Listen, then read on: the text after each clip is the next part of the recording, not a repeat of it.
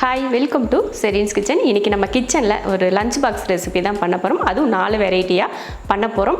எல்லாருக்குமே ரொம்ப ஈஸியாக செய்யக்கூடிய ஒரு ரைஸ் தான் இன்றைக்கி. அதுவும் தக்காளி சாதம். தக்காளி சாதமே நம்ம 4 வெரைட்டியாக 4 வித டேஸ்ட்டில் செய்ய போகிறோம். ஃபஸ்ட்டு நம்ம பண்ண போகிறது ரொம்ப சிம்பிளான தக்காளி சாதம். அதை எப்படி பண்ணலாம் அப்படிங்கிறத பார்த்துடலாம். ஸ்டவ் ஆன் பண்ணிவிட்டு கடாயை வச்சு எண்ணெய் ஊற்றிக்கலாம். எண்ணெய் காஞ்சதுமே கடுகுளுந்து, கடுகு பொரிஞ்சதுமே ஒரு ஸ்பூன் அளவுக்கு வேர்க்கடலை, அடுத்து கடலைப்பருப்பு 1 ஸ்பூன். இது நல்லா பொன்னிறமாக வறுத்துக்கலாம். வேர்க்கடலையும் கடலைப்பருப்பும் நல்லா பொன்னிறமாக மாறிடுச்சு. இதில் கருவேப்பிலை, ஒரு 3 பல் பூண்டு சின்னதாக வெட்டி சேர்த்துருக்கேன், 2 பெரிய வெங்காயம். இதை நல்லா வதக்கிடலாம். வெங்காயம் ஓரளவுக்கு வதங்கிடுச்சு. இப்போ இதில் தக்காளியை சேர்த்துக்கலாம். 5 தக்காளி, அதை மிக்ஸி ஜாரில் சேர்த்துக்கலாம். 5லேருந்து 6 தக்காளி சேர்த்துக்கலாம். நம்ம சாதம் எந்த அளவுக்கு பண்ணுறோமோ அதை பொறுத்து தக்காளி எடுத்துக்கோங்க. இதில் 1 ஸ்பூன் மிளகாத்தூள். இப்போ இதை அரைச்சிருவோம். தக்காளி பார்த்திங்கன்னா நல்லா அரைச்சாச்சு. இப்போ இதை நம்ம வெங்காயத்தை கூட சேர்த்துடலாம். அவ்வளோதான், நல்ல வெங்காயம் வதங்கிடுச்சு பார்த்திங்களா. இப்போ நம்ம தக்காளியை சேர்த்துக்கலாம். இதில் கொஞ்சம் மஞ்சள் தூள், தேவையான உப்பு சேர்த்துட்டு நல்லா வதக்கி விட்றலாம். தண்ணியெல்லாம் ஊற்ற வேண்டாம். இது நல்லா எண்ணெய் பிரிஞ்சு வர வரைக்கும் வதக்கிக்கலாம். நல்லா இருக்கிற தண்ணியெல்லாம் நல்லா வற்றி எண்ணெய் பிரிஞ்சு வர ஆரம்பிச்சிருச்சு. அவ்வளோதான், இதுக்கு மேலே எதுவும் சேர்க்க தேவையில்லை. இப்போ நம்ம இது கூட வேக வச்ச சாதத்தை சேர்த்துக்கலாம். அடுப்பை சிம்மில் வச்சுட்டேன். ஒரு 3 பேர் இல்லைன்னா 4 பேர் சாப்பிடக்கூடிய அளவுக்கு சாதம் போட்டுக்கலாம். இல்லை உங்களுக்கு இவ்வளோ தொக்கு தேவையில்லை அப்படின்னா கொஞ்சம் தொக்கு எடுத்து வச்சுட்டு ஒருத்தருக்கோ 2 பேருக்கோ தேவையான அளவுக்கு சாதம் போட்டு கிளறிக்கலாம்.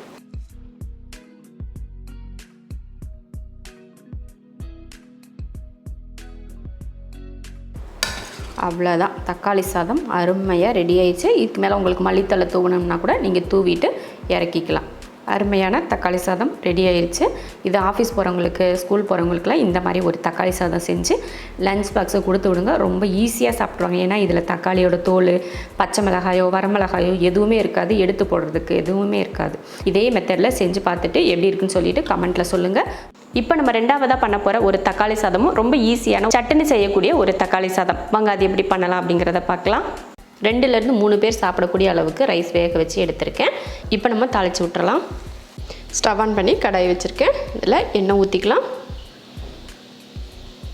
எண்ணெய் நல்லா காஞ்சதுமே கொஞ்சம் கடுகுளுந்து, கருவேப்பிலை, 1 பெரிய வெங்காயம், 3 பச்சை மிளகாய், இதை வதக்கிடலாம். வெங்காயம் ஓரளவுக்கு வதங்கினதுக்கு அப்புறமா தக்காளி, நான் 4 தக்காளி எடுத்திருக்கேன், மஞ்சள் தூள், தேவையான உப்பு கலந்து விட்டுலாம். அவ்வளோதான், நல்லா கலந்து விட்டாச்சு. தக்காளி நல்லா வதங்கி எண்ணெய் தெளிஞ்சு வரட்டும். அதுக்கப்புறமா நம்ம எடுத்து பார்த்துக்கலாம். இப்போ மூடி வச்சிடலாம். பாருங்கள், தக்காளி வதங்கி எண்ணெய் பிரிஞ்சு வந்துடுச்சு. நம்ம இது கூட வேறு எந்த மசாலுமே சேர்க்க தேவையில்லை. வெறும் வெங்காயம், தக்காளி, பச்சை மிளகாய் மட்டும்தான். காரத்துக்கு அந்த பச்சை மிளகாய் மட்டும்தான். இப்போ நல்லா எண்ணெய் பிரிஞ்சு வந்துடுச்சு. அதே சமயம் நம்ம தண்ணியும் கூட இதில் கொஞ்சம் கூட சேர்க்கலாம். அந்த எண்ணெயிலே தான் வதங்கியிருக்கு. இப்போ தக்காளி தொக்கு ரெடியாக இருக்குது. இதில் நம்ம சாதம் போட்டு கிளறிடலாம்.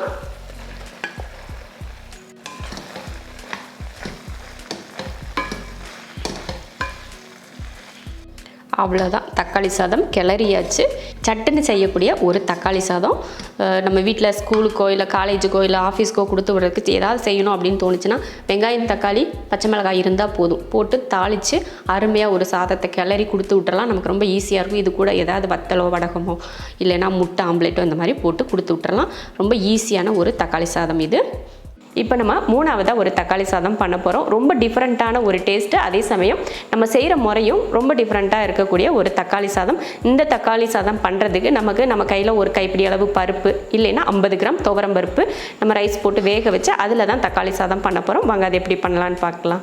இந்த டம்ளரில் 1 டம்ளர் அரிசி, அடுத்து நம்ம கையில் எடுத்தோம்னா இந்த மாதிரி ஒரு கையளவுக்கு துவரம் பருப்பு அரிசி கூடயே சேர்த்துடலாம். கிராம் கணக்கில் போட்டிங்கன்னா ஒரு 50 கிராம் அளவுக்கு நீங்கள் சேர்த்துக்கிட்டிங்கன்னா போதும். இப்போ இந்த அரிசியும் பருப்பையும் கழுவிட்டு ஊற வச்சிடலாம். கழுவியாச்சு, தண்ணி ஊற்றி ஊற வச்சிடலாம். இது வந்து ஒரு அரை மணி நேரத்துக்கு ஊறட்டும். அதுக்கப்புறமா எடுத்து வேக வச்சுக்கலாம். அரிசி ஊற வச்சு அரை மணி நேரம் கிட்ட ஆயிடுச்சு. அரிசியும் பருப்பும் நல்லா ஊறிடுச்சு. பருப்பு கம்மியாக போட்டால் போதும், நிறைய பருப்பு சேர்க்கக்கூடாது. நம்ம கையில் இந்த மாதிரி ஒரு கை அளவுக்கு சேர்த்துக்கிட்டால் போதும். இப்போ இதை ஒரு குக்கரில் மாற்றி வேக வச்சிடலாம். இப்போ தண்ணி ஊற்றிக்கலாம். தண்ணியோட அளவு வந்து அதிகமாக சேர்க்கக்கூடாது. நம்ம எப்பயுமே நார்மலாக சாப்பாடுக்கு எப்படி எடுப்போமோ அதே போல். இதில் 1 டம்ளர் அரிசி போட்டோம் இல்லையா, அதில் 2 டம்ளர் தண்ணி கரெக்டான அளவாக சேர்த்துக்கோங்க. சாதம் வந்து உதிரி உதிரியாக இருக்கணும். அதுக்காக தான் நம்ம தண்ணி வந்து கரெக்டாக அளவில் சேர்க்கணும் அப்படின்னு சொல்கிறேன். இது கூட கொஞ்சம் மஞ்சள் தூள், அடுத்து உப்பு. இப்போ குக்கர் மூடி போட்டுடலாம். ஸ்டவ் ஆன் பண்ணி குக்கர் வச்சாச்சு. ஒரு 3 விசில் விட்டு ஆஃப் பண்ணிக்கலாம். இப்போ வந்து சாதம் வேக வச்சு நம்ம எடுத்தாச்சு. ஸ்டீம் நல்லா இறங்கிடுச்சு. இப்போ கிளறி விட்டு பார்ப்போம். இந்த மாதிரி தான் இருக்கணும், உதிரி உதிரியாக. நம்ம பருப்பு போட்டதே தெரியல பார்த்தீங்களா. நம்மளோட தக்காளி சாதத்துக்கு நல்ல டேஸ்ட்டு கொடுக்குறது இந்த துவரம் பருப்பு கொஞ்சமாக நம்ம சாதத்தில் போட்டு நம்ம செஞ்சோம்னா டேஸ்ட் வந்து அருமையாக இருக்கும். அதுக்காக தான் கொஞ்சம் துவரம் பருப்பு போட்டு இந்த மாதிரி நம்ம வேக வச்சுருக்கோம். சூப்பராக வெந்திருக்கு. சாதமும் நல்லா உதிரி உதிரியாக இருக்குது. இது கொஞ்சம் ஆறிட்டு இருக்கட்டும், அதுக்குள்ளேயே நம்ம தாளித்து விட்டுக்கலாம். சாதம் தாளிக்கிறதுக்கு ஸ்டவ் ஆன் பண்ணி ஒரு கடாயை வச்சிடலாம். அடுத்து எண்ணெய் காஞ்சதுமே கொஞ்சம் கடுகு, அடுத்து கொஞ்சம் சீரகம், 2 ஸ்பூன் அளவுக்கு கடலைப்பருப்பு கொஞ்சம் பொன்னிறமாக வரட்டும். அதுக்கப்புறமா மற்றதை சேர்த்துக்கலாம். கொஞ்சம் கருவேப்பிலை, அப்புறம் ஒரு 4 போல் வரமிளகாயை முழுசாகவே சேர்த்துக்கலாம். அடுத்து 2 பெரிய வெங்காயத்தை சின்னதாக வெட்டியிருக்கேன். வெங்காயம் சேர்த்தாச்சு. அடுத்து ஒரு 5 போல் பூண்டு பல்லை இது போல் தட்டி எடுத்துருக்கேன், அதையும் சேர்த்துக்கலாம். சேர்த்துட்டு இதை நல்லா வதக்கி விட்றலாம். வெங்காயத்தை இந்த மாதிரி வதக்கிக்கிட்டால் போதும், ரொம்ப பொன்னிறமாலாம் வதக்கக்கூடாது.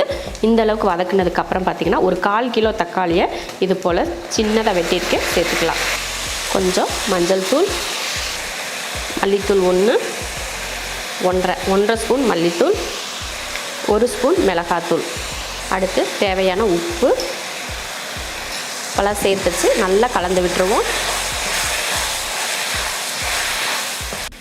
பாருங்கள், நல்லா கலந்து விட்டாச்சு. இந்த தக்காளியெல்லாம் நல்லா வதங்கி நல்லா அந்த தண்ணி விட்டு வெந்து எண்ணெய் பிரிஞ்சு வரும் பார்த்திங்களா, அந்த மாதிரி வர்ற வரைக்கும் இதை வதக்கி வேக வச்சுக்கலாம்.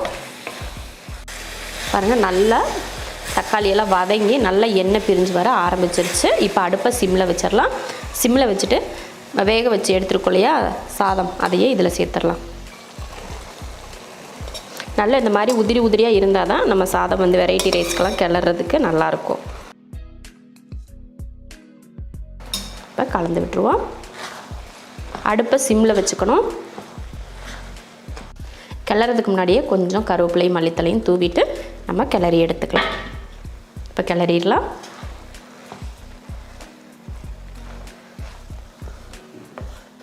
சூப்பரான ஒரு தக்காளி சாதம் ரெடி ஆயிடுச்சு. இப்போ அடுப்பை ஆஃப் பண்ணிக்கலாம்.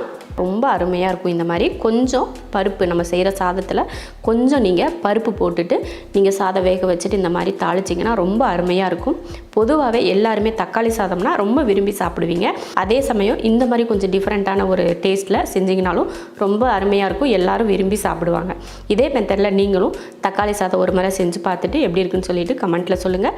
இப்போ நம்ம 4ஆவதாக ஒரு தக்காளி சாதம் பண்ண போகிறோம். இந்த தக்காளி சாதம் பண்ணுறதுக்கு இது எல்லாத்துலேயும் நம்ம முக்கியமான ஒரு பொருள், ஒரு பொதுவான ஒரு பொருள் சேர்த்துருப்போம். அது எதுவுமே இதில் இல்லாமல் நம்ம செய்ய போகிறோம். அது என்னன்னு பார்த்தீங்கன்னா வெங்காயம். இப்போ நம்ம 3 தக்காளி சாதத்துலையும் வெங்காயம் முக்கியமாக சேர்த்துருப்போம். ஆனால் இப்போ நம்ம 4ஆவதாக பண்ண போகிற இந்த தக்காளி சாதத்தில் வெங்காயம் தேவையே இல்லை. வெங்காயமே இல்லாத ஒரு தக்காளி சாதம் பண்ண போகிறோம். வாங்க அது எப்படி பண்ணலாம் அப்படிங்கிறத பார்க்கலாம்.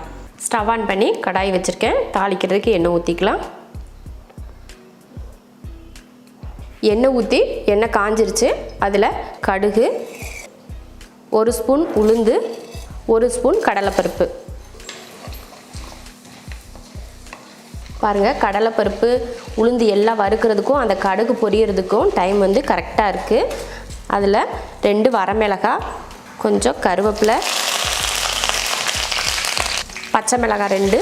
இப்போ இதில் தக்காளி 4 கட் பண்ணி வச்சுருக்கேன், அதையும் சேர்த்துக்கலாம். சேர்த்துட்டு கலந்துடலாம். தேவையான உப்பு, மஞ்சத்தூள், ஒரு 1/2 ஸ்பூன் மிளகாத்தூள். இது வந்து காஷ்மீரி ரெட் சில்லி, கொஞ்சம் கலர் நல்லா இருக்கும் அப்படின்றதுக்காக சேர்க்குறேன். மிளகாத்தூள் சேர்க்குறது வந்து உங்கள் காரத்தை பொறுத்து நீங்கள் சேர்த்துக்கோங்க. அதே போல் வரமிளகாய், பச்சை மிளகாய் எது சேர்த்தாலும் அது உங்கள் காரம் மட்டும் உங்கள் விருப்பத்தை பொறுத்து நீங்கள் எப்படி வேணாலும் சேர்த்துக்கலாம். மிளகாய் சேர்த்துக்கலாம், இல்லைன்னா பச்சை மிளகாய் சேர்த்துக்கலாம், இல்லைன்னா மிளகாத்தூள் சேர்த்துக்கலாம். உங்கள் விருப்பத்தை பொறுத்து சேர்த்துக்கோங்க. நான் 3மே சேர்த்துருக்கேன். வரமிளகாய், பச்சை மிளகாய், மிளகாத்தூள் 3மே சேர்த்துருக்கேன். ஏன்னா நம்ம வீட்டில் வந்து காரம் வந்து கொஞ்சம் அதிகமாகவே சாப்பிடுவோம் அப்படின்றதுக்காக.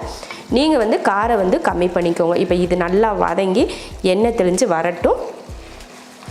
பாருங்கள், நல்லா வதங்கி எண்ணெய் தெளிஞ்சு வர ஆரம்பிச்சிருச்சு. உங்களுக்கு இது அத்தனையிலையுமே நீங்கள் சாதம் போட்டு கிளறணும் அப்படின்னு நினச்சிங்கன்னா கிளறிக்கோங்க. 4 பேர் சாப்பிடக்கூடிய அளவுக்கு இந்த தொக்கு வந்து சரியாக இருக்கும்.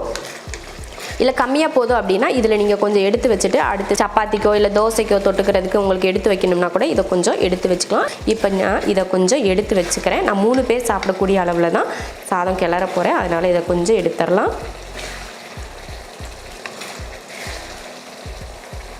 அவ்வளோதான், எடுத்தாச்சு. இப்போ சாதம் போட்டு கிளறிக்கலாம். பாருங்கள், சாதம் போட்டுறேன். முன்னாடியே வடித்து எடுத்து வச்சுருக்கேன். மேலே மல்லித்தலை. இந்த டைமில் உப்பு பத்தலைன்னா நீங்கள் உப்பு சேர்த்துக்கோங்க. ஆறின சாதமாக இருந்தால் அடுப்பை சிம்மில் வச்சுட்டு கிளறிக்கோங்க. இல்லை சூடான சாதமாக இருக்குது அப்படின்னு நினச்சிங்கன்னா நீங்கள் வந்து அடுப்பை சிம்மில் வைக்க தேவையில்லை. அவ்வளோதான், சாதம் கிளறியாச்சு. நான் சாப்பாடு வந்து சூடாக இருந்தது, சாதம் வந்து சூடாக இருந்ததுனால அடுப்பை ஆஃப் பண்ணிட்டு தான் கிளறினேன். நீங்கள் வந்து ஆறின சாதமாக இருந்தால் அடுப்பில் வச்சுட்டே கிளறிக்கோங்க. அப்போ சாதம் வந்து சூடாக இருக்கும். அவ்வளோதான், ரெடி ஆயிடுச்சு. இப்போ அடுப்பை ஆஃப் பண்ணியிருக்கலாம். வெங்காயம், வெள்ளைப்பூண்டு எதுவுமே இல்லாமல் சூப்பராக இன்ஸ்டண்ட்டாக ஒரு தக்காளி சாதம் ரெடி ஆயிடுச்சு. இப்போ 4 விதமாக 4 தக்காளி சாதம் பண்ணியாச்சு. இந்த 4 தக்காளி சாதத்தில் உங்களுக்கு எது ரொம்ப விருப்பமாக இருக்குது அப்படின்னு சொல்லிட்டு நீங்கள் லஞ்ச் பாக்ஸுக்கு செஞ்சு கொடுத்து அனுப்பலாம். ரொம்ப ஈஸியானதான். இந்த 4 தக்காளி சாதமே ரொம்ப சீக்கிரமாக சட்டுன்னு செய்யக்கூடிய ஒரு தக்காளி சாதம். அதே சமயம் டேஸ்ட்டும் பார்த்தீங்கன்னா ஒவ்வொன்றும் ஒவ்வொரு விதமாக இருக்கக்கூடிய ஒரு தக்காளி சாதம். இது 4யும் செஞ்சு பார்த்துட்டு எப்படி இருக்குன்னு சொல்லிட்டு கமெண்ட்டில் சொல்லுங்கள். பிடிச்சிருந்தா லைக் பண்ணிவிட்டு ஷேர் பண்ணிவிட்டு நம்ம ஷெரின்ஸ் கிச்சன் சேனலை சப்ஸ்கிரைப் பண்ணி பக்கத்தில் இருக்க பெல் ஐக்கானை கிளிக் பண்ணி வச்சுக்கோங்க.